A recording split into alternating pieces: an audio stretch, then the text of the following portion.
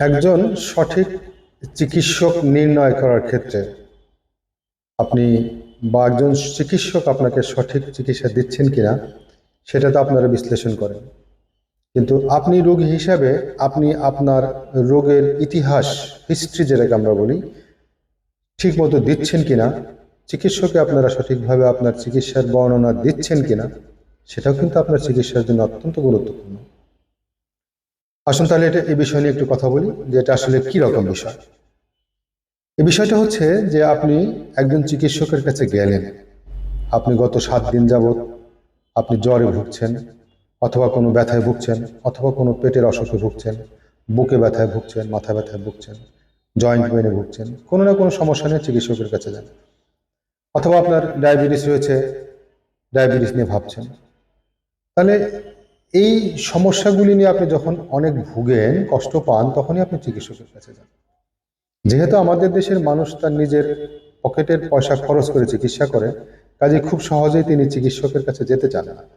কারণ আমাদের দেশের মানুষ, অধিকাংশ মানে প্রায় সব মানুষকে নিজের পকেটের পয়সা খরচ করে চিকিৎসা করতে হয়।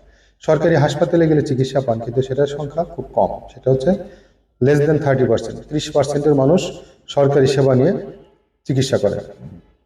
তাহলে আমাদের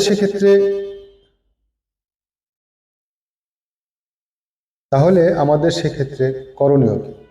আমাদের করণীয় হচ্ছে চিকিৎসকের কাছে যাওয়ার পূর্বে, চিকিৎসকের কাছে গেলে উনি জিজ্ঞেস করবেন আপনি কেন এসেছেন, কি সমস্যা নিয়ে এসেছেন, বলুন তো আপনার কি সমস্যা, আপনি কি কি কষ্ট, বলুন তো আজকে কেন আপনি ডাক্তারের কাছে আসলেন, আপনি আমাকে একটু সুন্দর করে বলেন তো।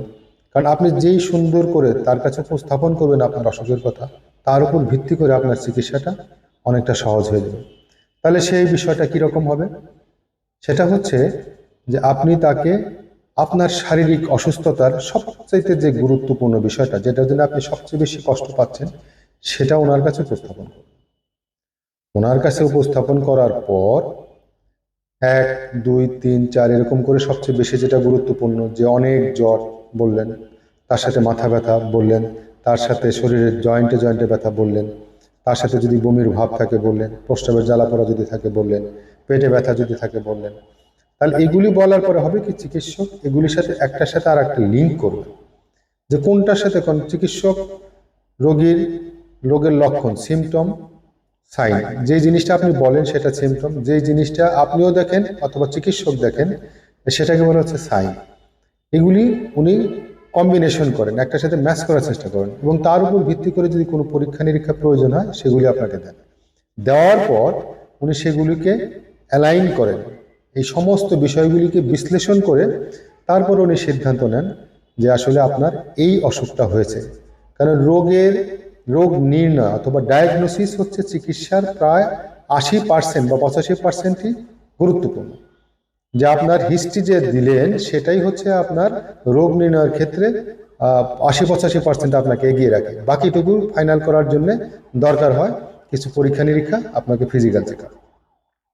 তাহলে আপনি যেটা করবেন সেটা হচ্ছে যে আপনি আপনার এই যে রোগের বর্ণনা, সেই জিনিসটা বাসায় সম্ভব যদি হয় তাহলে নিজে লিখে নিয়ে যাবেন। কারণ আপনি এটা সাক্ষাৎকার দিতে যাচ্ছেন, সাক্ষাৎকারের উপর ভিত্তি করে চিকিৎসক আপনাকে চিকিৎসা দেবেন। তাহলে এটা একটা সাক্ষাৎকার দেওয়ার সময় চিকিৎসকের সামনে গেলে অনেকে বিচলিত হয়ে পড়ে, অনেকে একটু ঘাবড়ে যায়, অনেকে একটু ভয় পেয়ে যায়, কি বলবো, কি মনে করবে, কি ধরবে, কি অসুখ না হয় কি হবে। তো যেমন ডাক্তারের কাছে গিয়ে প্রেশার মাপলে অনেক সময় প্রেশার বেশি পাওয়া যায়, আবার অন্য কারো কাছে প্রেশার মাপলে সেই সময় প্রেশার বেশি থাকে না। এটাকে বলে হোয়াইট কোট সিনড্রোম। তো সে কারণেই আবার অনেক রোগী অনেক কিছু বলতে চায় না, অনেক মনে করে যে না ডাক্তার সাহেব তো উনি ডাক্তার, উনি তো আমার না বললে উনি আমার সমস্যার কথা বলবেন। হ্যাঁ, আমি আমার জীবনে এরকম অনেক রোগী পেয়েছি, যে এবার আপনার কাছে আসছি, আমি কেন বলবো, আমাকে বলতে হবে কেন, আপনি ডাক্তার, আপনি দেখেন, এরকম করে আমার সাথে রাগ করে একজন রোগী বেরো হয়ে গেছে, যে আমাকে সমস্যার কথা বলে নাই। তো তার কথা হলো যে সে আমাকে, আমি সামনে বসবে, আমি তাকে দেখবো, তাকে চিকিৎসা দেবো, রোগ নির্ণয় করবো, চিকিৎসা দেবো।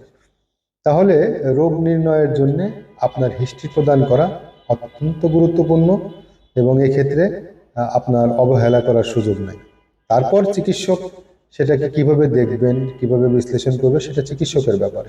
সেটা আবার আপনি বুঝবেন যে চিকিৎসক আপনার কথা শুনলেন কিনা, আপনাকে পাল্টা প্রশ্ন করলেন কি না, আপনাকে কেমন করে দেখলেন, আপনাকে মোটামুটি আপনি যদি মোটামুটি সাধারণ জ্ঞান থাকে আপনি বুঝতে পারবেন যে চিকিৎসক তার দক্ষতা এবং চিকিৎসক আপনার প্রতি চিকিৎসায় কতটুকু মনোযোগী সেটা আপনি বুঝতে পারবেন। তো আমি আশা করি আমার এই ভিডিওর যে যে আলোচনাটা করলাম এই উদ্দেশ্যটা আপনারা বুঝতে পেরেছেন, যে চিকিৎসকের কাছে যাওয়ার পূর্বে আপনার রোগের লক্ষণগুলি খুব ভালো করে মনে করে যাবেন, ঠিক করে যাবেন, প্রয়োজন বোধে লিখে নিয়ে যাবেন যে কোনটা 1 নম্বরে বলবো, কোনটা 2 নম্বরে বলবো, কোনটা 3 নম্বরে বলবো।